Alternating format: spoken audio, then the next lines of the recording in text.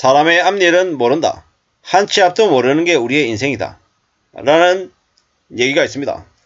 그렇기 때문에 너무 욕심부리고 너무 탐욕을 부리고 지금 내가 가지고 있는 이게 전부 다 내 것인 것처럼 착각하면서 살면 안 되겠습니다. 우리의 삶이 얼마나 힘들고 어려운지, 얼마나 조심조심하면서 지내야 될지, 그리고 지금의 상황이 안 좋다 하더라도 포기하고 낙심하지 말고 또 열심히 살아야 된다라는 얘기를 저 분들이 알려주는 것 같습니다. 학창시절에 따돌림을 당하는 왕따, 직장에서 제일 아래에 있는 말단 직원, 사고만 치고 다니는 이들, 저 사람들은 도저히 저 삶에서 벗어나지 못할 거야, 이렇게 생각하지만 실제로는 어떻습니까? 아무도 그렇게 함부로 낙인 찍고 장담 못한다라는 겁니다. 자기 스스로 자신의 삶을 살겠다라고 주장하고 또 지켜나가는 사람들만이 되게 괜찮은 삶의 주인이 되는 것 같습니다. 그러므로 저나 여러분들의 삶의 처지가 지금 만약에 별로다라고 하면 묵묵히 열심히 하면 되지 않겠습니까? 너무 낙심하거나 너무 자학할 필요도 없다라는 이야기도 같이 드리고 싶습니다. 살아가는 삶이 지금 내가 1등하고 내가 잘나고 우쭐하다 그래서 계속 그럴 것 같지만 아니다라는 겁니다. 과거를 통해 가지고 사람의 미래를 예측할 수 있다고 얘기하지만 또 다른 경우도 많다라는 겁니다. 학교에서 왕따 당하던 이 사람이 러시아의 대통령 푸틴이 됐다고 얘기하고요. 학교에서 퇴학당하고 은행강도 경찰 밀고군 하던 이 남자는 또 나중에 스탈린이 됐다고 하고요. 대주주의 아들이고 아버지에게 큰 사랑을 받던 자식, 이 모범생은 나중에 또 인류의 역사를 뒤흔드는 레닌이 됐다고 합니다. 그리고 게으르고 한심하고 공 못한다고 욕먹던 이 아이는 알버트 아인슈타인이 돼서 인류의 문명을 바꿨다고 하고요. 알바디아의 부잣집에서 태어난 기공녀는 테레사가 됐다고 합니다. 부잣집에서 태어났으나 인권 변호사가 돼서 독재자와 맞서 싸웠던 이 청년은 피델 카스트로가 됐고요. 독재자와 맞서 싸웠던 이 잘생긴 성직자는 아예 신정국가의 독재자 호메이니가 됐답니다. 슈퍼에서 도둑질하고 경찰한테 잡히기 일쑤했던 이 꼬맹이는 니콜라이 차우셰스쿠가 됐고요. 수세해 보이는 아이가 아돌프 히틀버가 됐고요. 무면허 음주운전하고 경찰에 구속됐던 이 정신나간 범생이가 우리가 잘 아는 빌 게이츠가 됐습니다. 귀족 가문에서 태어나 변호사가 됐던 엘리트가 샤를 드골이 됐고요. 왕족으로 태어나서 젊은 시절을 전부 감옥에서 보냈던 이 청년은 흑인들의 해방자가 됐습니다. 물론 여기에 나와있는 유인들은 너무 대단한 사람들이라 보통의 사람들이 생각할 때 좀 거리가 멀다고 생각할 수 있습니다. 당연한 얘기죠. 하지만 우리가 살아가는 인생, 누구나가 겪는 인생에서 내 자신은 어떻습니까? 내 자신은 주인공입니다. 물론 세상에서는 엑스트라죠. 세상에서 잘난 거 하나도 없고 한심하고 답답한 인생일 수 있습니다.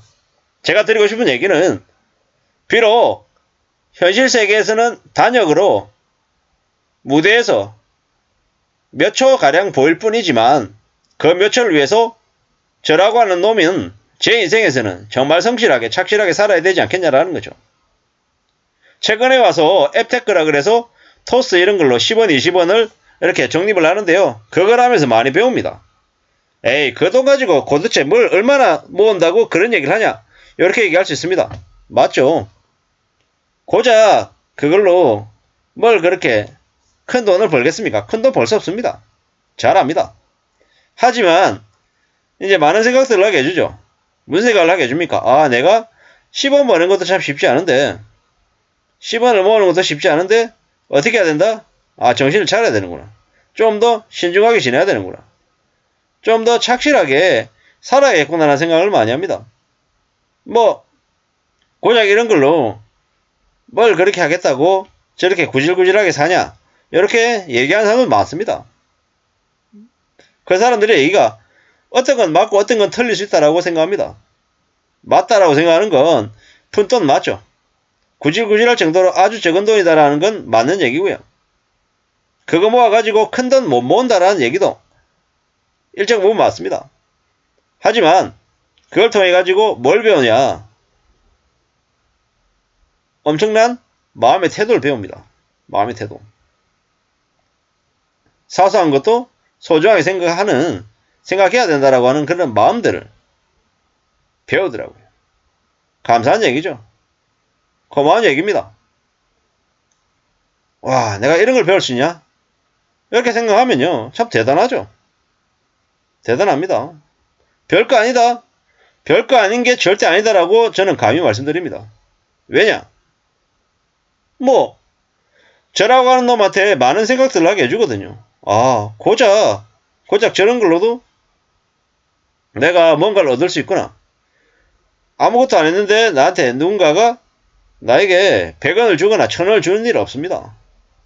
그런 걸 기대하면 뭡니까? 그게 동요심보입니다. 공짜 점심은 절대로 발해서는 안 된다라고 생각합니다. 왜? 공짜 점심만큼 비싼 게 없거든요. 밥 한번 얻어먹으면요, 그 사람이 하는 말을 무시 못합니다. 신경이 쓰이죠. 이게 현실이라는 겁니다. 그렇기 때문에 함부로 누군가한테 밥 얻어먹고 커피 얻어먹을 생각은 안 하는 게 좋겠습니다. 반대로 다른 사람들에게는 베풀 수 있어야겠죠. 그 베풀 수 있으려면 어떻게 해야 됩니까? 제가 여유가 있어야 됩니다. 경제적으로 좀 갖춰져 있어야지 그런 게 가능하다라는 거죠. 지금 삶이 많이 위태롭고 많이 어렵다라고 하면 어떤 식으로든 가족들끼리 머리를 맞대고 그 어려움을 얘기 나누고 좀 헤쳐나갈 공리를 내야 되겠습니다. 그래야 되지 않겠습니까? 만약에 혼자 산다. 열심히 업무에서 좀 돌파구를 찾아야죠. 저도 지난 살아온 삶들을 이렇게 되돌아보면 되게 힘들고 어려운 일을 겪었을 때가 있거든요. 근데 그 힘들고 어려웠던 그 시기마다 뭘로 극복했냐? 일로 극복했습니다. 물론 그렇다고 해서 가로해가지고 죽으라는 얘기는 절대 아니고요. 자기가 할 수 있는 범위 안에서는 온갖 잡념이나 다른 탐욕 같은 그런 생각들의 그 틈에서 벗어나려면 뭘 해야 된다? 좀 성실하게 살고 좀 착실하게 삶을 좀 살겠다라는 각오와 실천을 해야겠더라는 겁니다. 그래야지만 좀 삶이 조금은 나아지겠더라는 겁니다. 참 우리가 살아가는 삶이 힘들고 어렵고 막막한 경우가 많더라. 근데 그럴 때마다 다 놔버리면 안 된다라는 얘기를 좀 드리고 싶었습니다.